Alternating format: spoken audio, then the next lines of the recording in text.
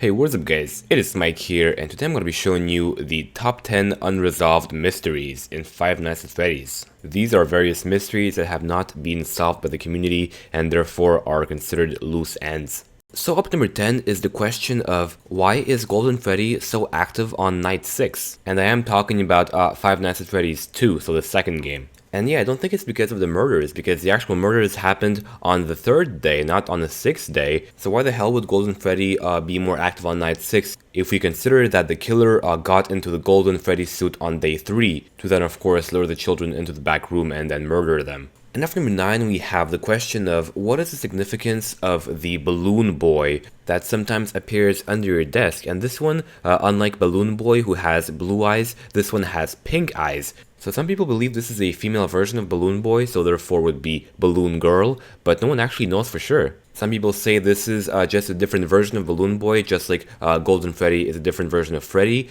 Other people say this is a hallucination, although I'm not sure that's very likely in my opinion. But whatever, I guess this is one of those things that we'll never really find out. And after number 8, we have the question of why the hell does Jeremy keep coming back to his job in the second game? Now for the first game there are a few theories, like for example he might be an FBI agent or he might be one of the surviving kids and wants to find some closure. But I didn't see much explanation for why Jeremy would come back, and not only that, but he's actually pretty persistent. I mean, he came back during the 6th night when there was a memo that the whole place was closed down, yet he still came. And he even came back the next day after being assigned for a birthday party where he probably got bitten, hence resulting in the bite of 87. And yeah, I mean, what the hell motivates this guy to keep coming back? Is he like a poor student who really needs money? I honestly don't know. You guys tell me what you think in the comments section. And after number 7, we have one that I already mentioned in one of my previous videos, the top 10 secrets one, and that is the poster of Freddy ripping off his own head in the first game. And quite frankly, I puzzled over this one for a while. I have no idea what it represents.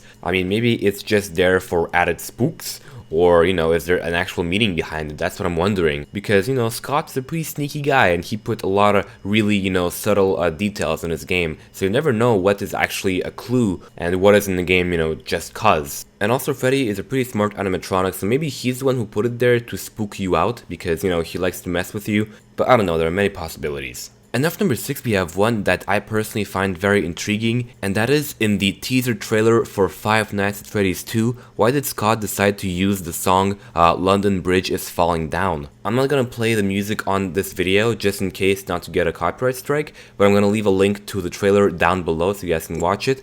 Although while doing my research, I did notice that somebody found a clue to why this could be. And that is if you go on the Wikipedia page for the London Bridge is Falling Down song and you go to the child sacrifice theory subsection, you will see a text that says the theory that the song refers to the burying, perhaps alive, of children in the foundations of the bridge was first advanced by blah blah blah. And then it says this was based around the idea that a bridge would collapse unless the body of a human sacrifice were buried in its foundations, and that the watchman is actually a human sacrifice who will then watch over the bridge. Okay, what the fuck?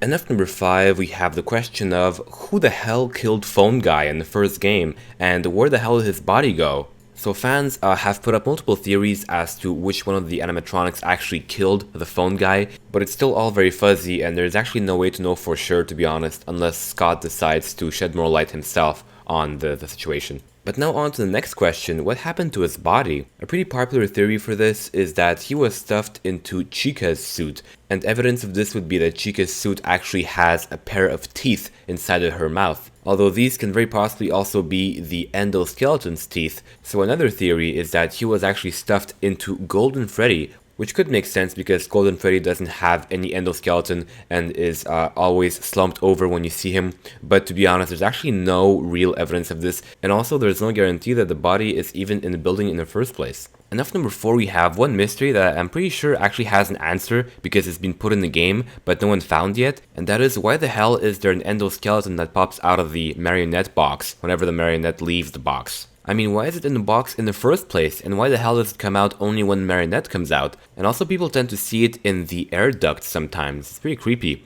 And one explanation for this is that whoever the killer is, whenever you put the Golden Freddy suit, he actually took out the endoskeleton from the suit and dumped it in the gift box, and that's why it's there. And that is a possibility indeed, but that doesn't explain why the marionette forces the endoskeleton to stay in the box. And after number 3, we have the question of who the hell is the purple guy from the minigames? You know those retro minigames that pop up every once in a while when you die? Well, there's this one freaking purple guy standing there. And while a lot of people seem to think he's the killer, which he probably is, there's still the mystery of his identity. We don't know who he is. And also there's 2 models of the purple guy, one more simplified, and one of him that holds something like a banana or a phone or something, and he also has a badge. So maybe he's a security guard, maybe he's the phone guy. We don't know for sure. I mean, there's no hard evidence that points to one particular individual. And after number 2, we still have the question lying around of who is the random shadow that appears in Five Nights at Freddy's 2 randomly sometimes. And when I talked about this in my top 10 secrets video, a lot of you guys just posted comments saying, oh hey Smike, it's obviously Shadow Bonnie, or it's obviously Shadow Toy Bonnie.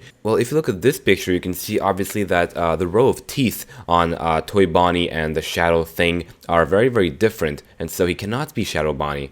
So personally, I admit I have no idea what animatronic this is. This could possibly be maybe a foreshadowing of a future animatronic, maybe potentially for a 3rd game, I don't know.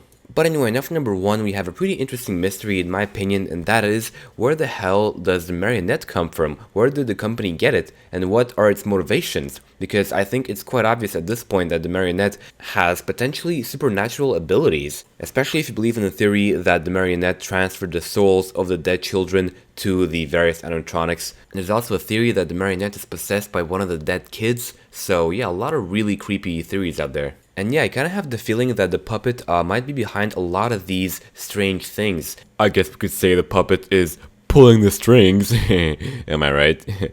Oh.